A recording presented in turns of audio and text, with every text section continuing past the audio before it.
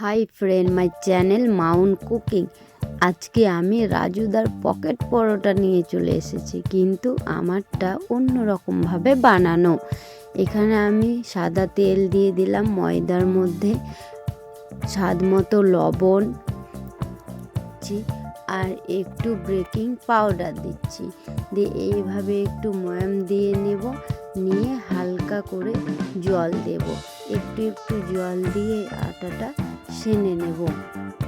ময়দাটা খুব পাতলাভাবেও সানতে হবে না, আর খুব শক্তও সানতে হবে না। এই দেখেন আমার ময়দা সানা হয়ে গেছে। এটা এবার আমি কিছুক্ষণ ঢাকা দিয়ে রেখে দিয়েছি। কিছুক্ষণ আমার হয়ে গেছে, এবার আমি এটা বেলে নিচ্ছি। এইভাবে চৌকোভাবে আমি বেলে নেব। রাজুদার পকেট পরোটা তো গোল গোল, কিন্তু আমার পরোটাটা চৌকোভাবে।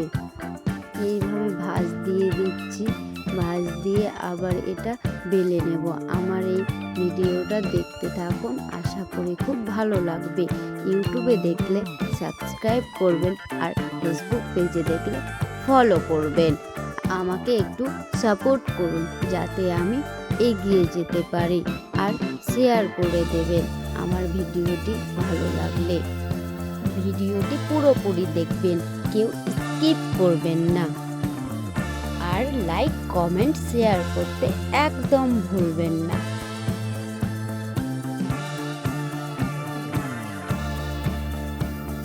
আমার বেলা হয়ে গেছে, এবার একটা আমি থালাতে তুলে নিয়েছি।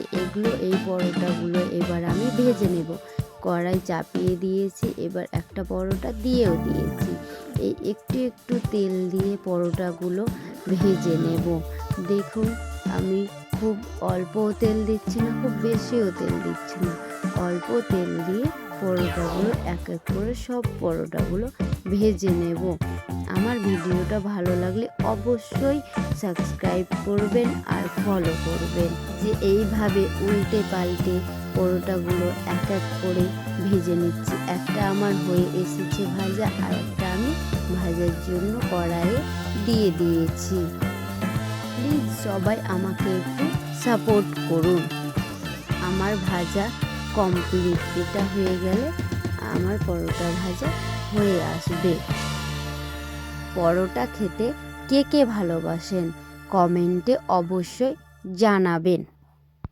আমার তো পরোটা খেতে ভালোই লাগে, খুব বেশ মন্দ লাগে না, খেতে বেশ ভালোই লাগে।